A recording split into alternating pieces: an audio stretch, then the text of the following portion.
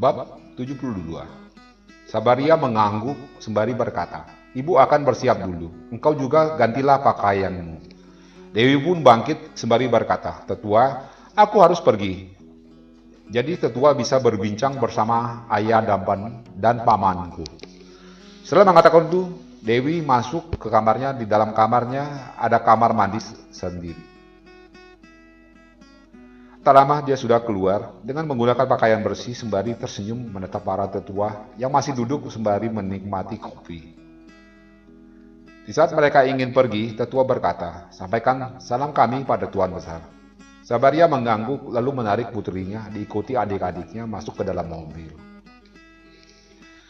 "Berapa lama dari sini ke tempatnya?" tanya Dewi ketika duduk di sisi ibunya di dalam mobil.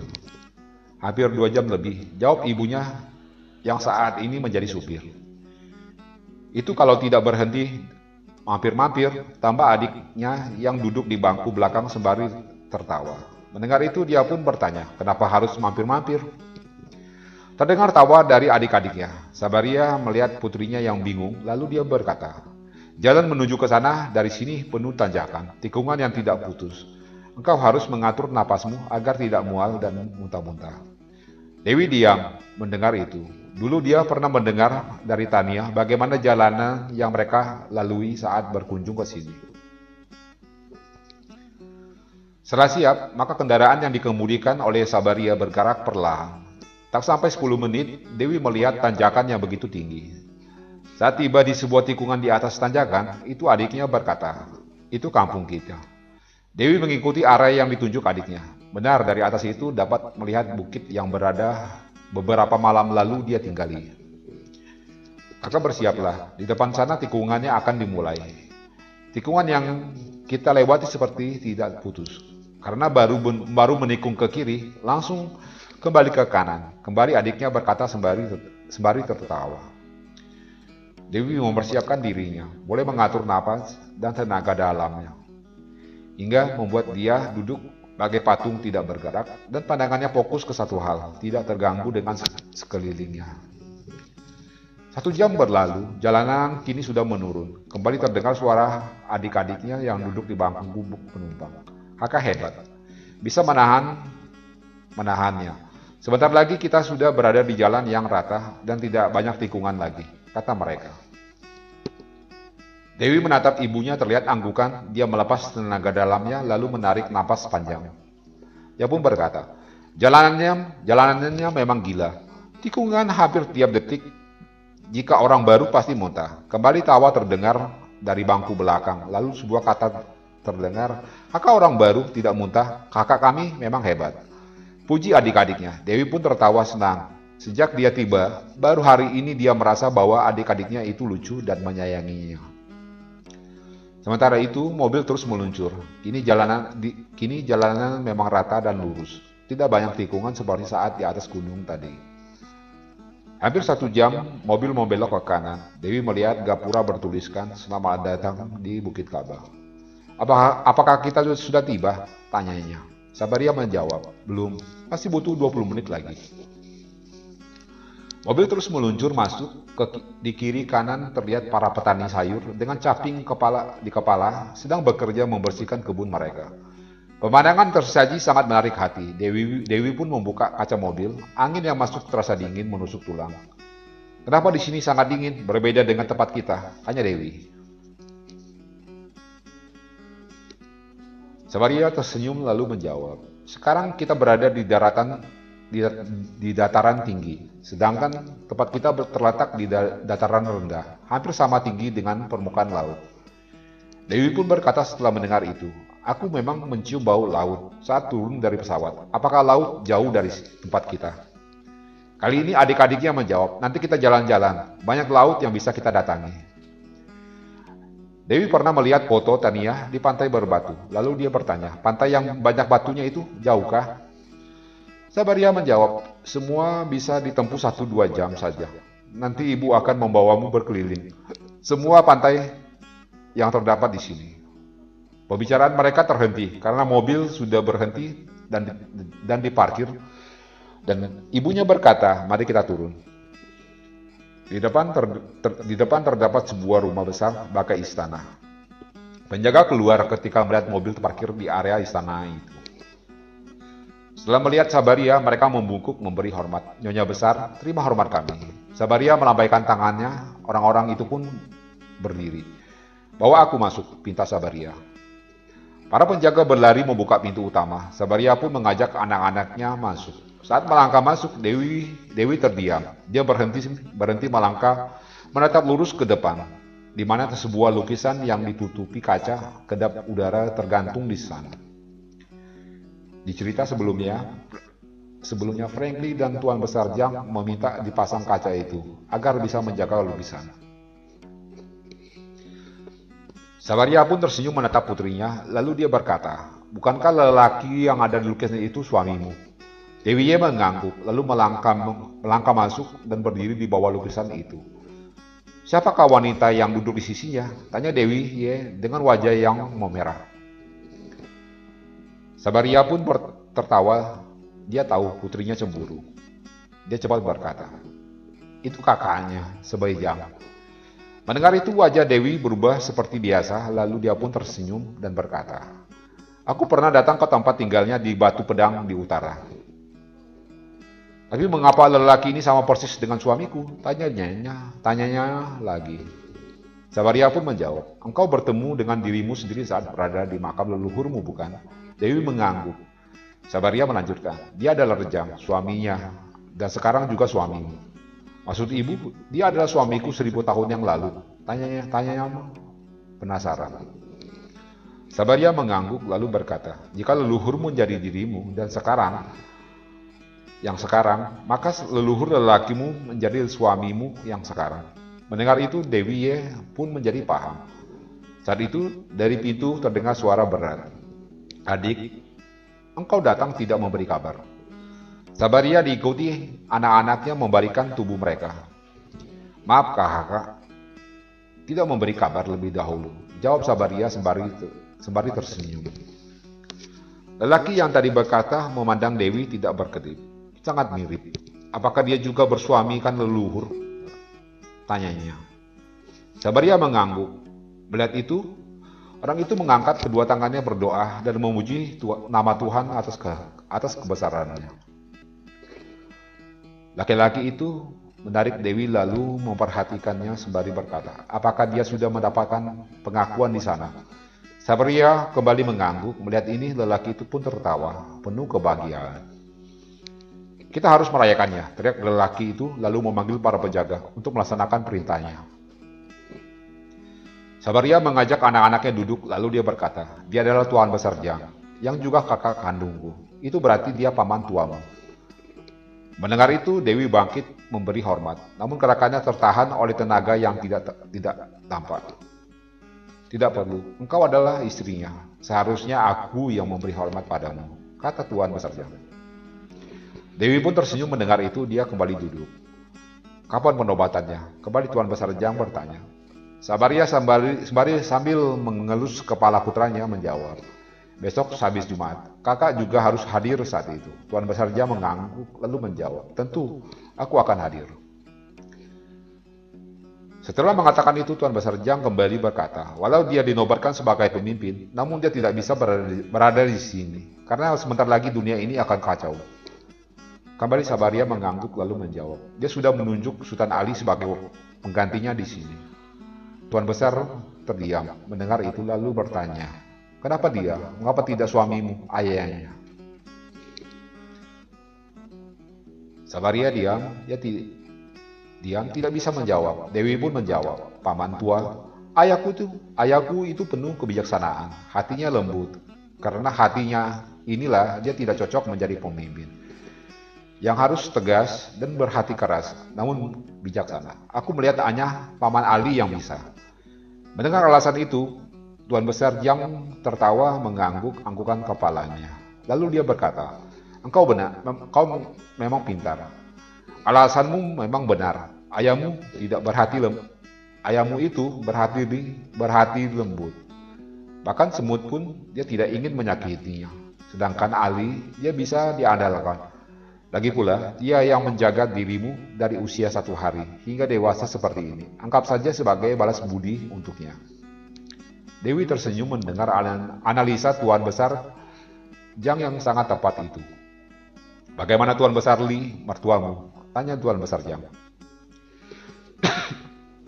Dewi pun menjawab, ayah dan ibu mertua baik-baik saja.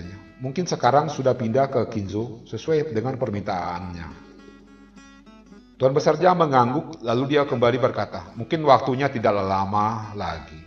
Jika dia sudah meminta itu, dan kita di sini pun harus bersiap menghadapi semua kemungkinan yang akan datang. Apakah akibatnya sampai di sini? Tanya Sabaria. Tuan Besar mengangguk lalu menjawab, tentu, ini bencana dunia. Kita di sini pun akan terkena. Namun, ada beberapa daerah yang tidak dapat disentuh karena daerah itu memiliki karena tuanya. Bab 73.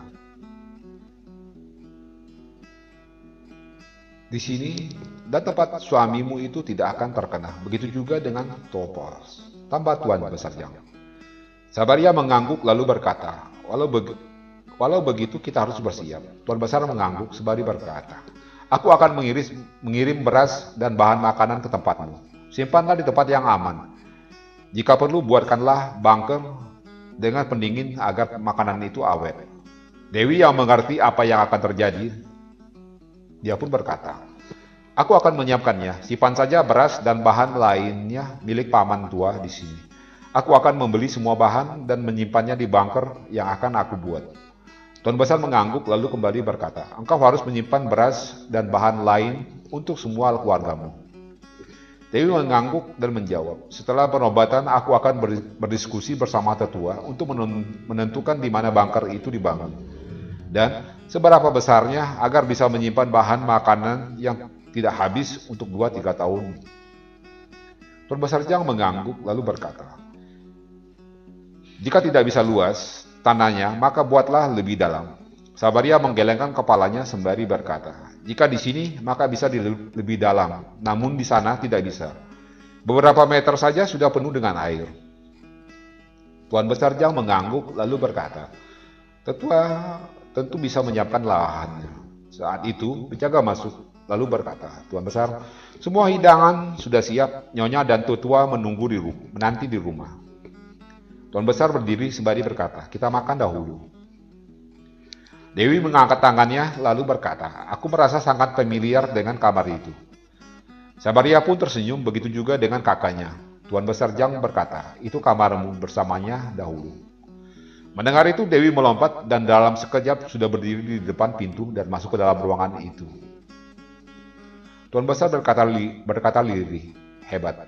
Jika diadu siapakah yang menang di antara mereka berdua? Sabaria menaruh jari telunjuknya di bibir, tanda agar kakaknya ini diam. Karena mereka tahu, legenda mengatakan tidak ada kalah dan menang di antara mereka berdua saat bertarung. Karena dalam ilmu bela diri tidak dapat menentukan kemenangnya, maka mereka membuat pertandingan buah dadu. Disinilah nenek perempuan mereka kalah. Sementara itu, Dewi yang berada di kamar melihat pakaian yang sudah diberi kaca kedap udara. Pakaian itu masih tersusun rapi. Ada pakaian wanita dan di sampingnya pakaian pria. Melihat itu tak terasa air matanya turun mengalir. Ada perasaan yang tidak menentu di dalam dirinya. 10 menit lebih dia berada di dalam kamar itu. Saat keluar dia bertanya, siapakah yang memerintahkan untuk memasang kaca kedap udara di sana? Tuan Besar menjawab, mertuamu yang memerintahkannya. Mendengar itu Dewi pun tersenyum sembari berkata lirih, terima kasih sudah menjaga barang-barang milik kami. Tuan Besar mengangguk lalu berkata, sudahlah, mari kita ke rumah. Bibi tuamu sudah menyiapkan hidangan untuk merayakan kembalinya dirimu ke sini. Mereka pun keluar dari istana itu lalu berjalan menuju kediaman Tuan Besar Jang yang tidak jauh dari sana. Saat masuk ke kediaman itu, di mana para tetua hadir, begitu juga dengan keluarga yang lain sudah duduk. Mereka berdiri memberi hormat pada Tuan Besar Jang dan Sabaria. Nyonya besar, terima hormat kami. Namun, saat tetua yang buta melihat Dewi dengan mata hatinya, Mereka pun berlutut lalu bersujud. Selamat datang leluhur Dewi Cepaka. Apa yang dilakukan tetua diikuti semua orang yang berada di sana. Mereka menjatuhkan diri dan bersujud. Dewi maju lalu berkata, "Tetua bangkitlah dan kalian semua." Semua mengikuti perintah Dewi, bangkit namun tetap berdiri. Mereka tidak akan duduk sebelum engkau duduk, bisik Sabaria. Dewi tersenyum karena sudah mendengar cerita di Bukit Kaba di mana orang-orang suku Jang tidak akan duduk sebelum pemimpin mereka duduk. Setelah duduk, Dewi berkata, "Kalian duduklah." Namun semua masih berdiri. Tuan Besar Jang berkata, "Kursimu yang itu." Dewi bingung karena kursi itu untuk tuan rumah, yakni paman tuanya. "Tidak usah banyak basa-basi. Kalian dengar perintahku untuk duduk, maka duduklah." Suara Dewi terdengar sangat mendominasi, menggetarkan dada semua orang yang berada di sana. Tetua duduk lalu diikuti yang lain. "Mengapa engkau tidak duduk di sana?" tanya Tuan Besar Jang. Dewi pun tertawa lalu menjawab, "Ini kampung halaman suamiku. Mana aku berani mengambil kursi di mana dia seharusnya duduk." Mendengar itu semua orang pun tersenyum. Lalu hidangan makan siang itu pun mulai disantap. Setelah makan siang, maka semua orang tidak meninggalkan kursi mereka. Sebagian dari mereka memang ingin mendengar cerita para tetua tentang leluhur mereka, Rejang dan Dewi Cepaka. Hari menjelang sore, makan malam dihidangkan. Setelah makan malam, Tuan Besar Jang berkata, menurut adat, maka Dewi tidur di sini dan besok kami akan mengantarkannya ke tempat penobatan." Sabaria mengangguk lalu menjawab, "Aku serahkan kepada kakak untuk menyiapkan pakaiannya besok. Namun aku harus kembali untuk menyiapkan penyambutannya besok." Tuan Besar Jang mengangguk. Dewi pun berkata, "Malam ini aku ingin tidur di ruanganku dulu." Tuan Besar mengangguk lalu menjawab, "Itu rumah kalian dahulu. Tentu engkau bisa tidur di rumahmu sendiri." Dewi tersenyum senang mendengar itu. Obrolan di meja makan itu terus berlanjut hingga Sabaria pamit untuk pulang karena hari sudah malam. Dewi yang ikut keluar bersama ibunya menuju mobil yang terparkir di depan istana miliknya. Setelah ibu dan adik-adik yang berangkat, Dewi pun masuk ke istana untuk beristirahat. Dia duduk di mana tadi pagi dia bersama ibu, adik, dan paman tuanya duduk. Selama duduk, dia merasakan kenyamanan yang tidak terkira. Ditambah cuaca memang sangat dingin, yang rasa dinginnya terasa sampai ke dalam tulang. Dalam duduknya, dia membayangkan di zaman dahulu, dia dan Rejang tinggal bersama di rumah ini, membuat wajahnya memerah. Waktu terus berlalu. Tanpa dia sadari, sudah hampir 3 jam dia duduk sambil menghayal.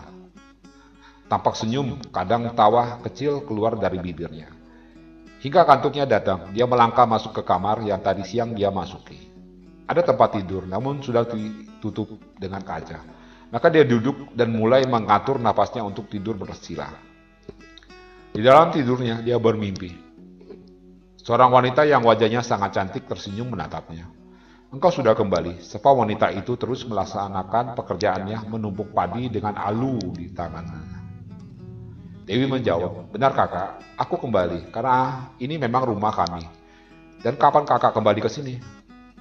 Sang wanita mengangkat wajahnya sembari menaruh alu yang dia pegang, itu menjawab, "Aku sudah lama pulang menanti suamimu. Namun sudah 5 tahun lebih dia belum juga kembali. Apakah dia pergi bersamamu atau dia lupa bahwa rumahnya ada di sini?" Dewi menggelengkan kepalanya sembari menjawab, "Dia memiliki tugas untuk menyelamatkan manusia. Jadi dia tidak ikut aku kembali ke sini." Terlihat senyum terkembang di wajah wanita itu yang kembali berkata, "Sifatnya tidak berubah, selalu mengutamakan manusia lain dibanding keluarganya. Engkau harus sabar menghadapinya." "Aku akan bersabar padanya," jawab Dewi. Obrolan terus berlanjut di antara mereka hingga wanita itu berkata, "Engkau beristirahatlah karena besok adalah hari besarmu." Dewi mengangguk meninggalkan wanita itu. Ketika dia membalikkan tubuh ingin bertanya siapa wanita itu, dia pun terbangun dari tidurnya dan suara panggilan sholat subuh pun terdengar. Dewi duduk keluar dari kamarnya lalu menatap lukisan. Di sini dia baru sadar bahwa wanita di dalam mimpinya tadi adalah Sebaijang, kakak dari suaminya. Dia pun meraba sakunya, karena ingat dia diberi sebuah cincin. Maka saat tangannya keluar dari sakunya sudah memegang sebuah batu cincin berwarna merah muda yang bertangkaikan emas. Dia memasangnya di jari manisnya dan mengingat kata-kata Sebaijang saat memberikan cincin itu. Adikku belum memberikanmu cincin kawin, maka terimalah cincin ini sebagai pengganti hadiah darinya untukmu. Dewi Ye masih berdiri di bawah lukisan Rejang dan Sebaijang. Di belakangnya di pintu masuk sudah berdiri Tuan Besar Jang dan Tetua. Saat Dewi membalikan tubuhnya, maka semua orang tersenyum menatapnya. Tuan Besar Jang berkata, engkau sudah mendapatkan pengakuan darinya dengan tanda cincin itu. Cincin itu adalah milik leluhur Sebaijang. Tambah Tuan Besar Jang sembari tersenyum. Dewi memperhatikan cincin di tangannya, sangat indah, warna merah mudanya. Tetua berkata, cincin itu bermata delima, tentu cocok denganmu. Dewi mengangguk lalu berjalan ke kursi dan mengajak paman, tua, dan tetua untuk duduk. Di makam leluhur Dewi ingin berkata, namun tetua sudah memotongnya. Kami tahu apa yang engkau dapatkan di sana. Begitu juga cincin itu karena hubungan kami dengan leluhurmu di sana itu terhubung bukan hanya karena pernikahan, namun juga kesamaan leluhur Mulon Jadi. Dewi yang sudah mendengar semua dari ibunya mengangguk.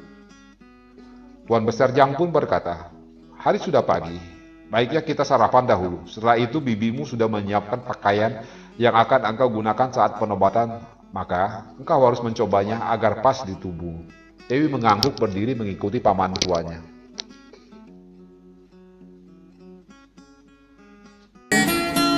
Jangan lupa ya, subscribe dan komennya.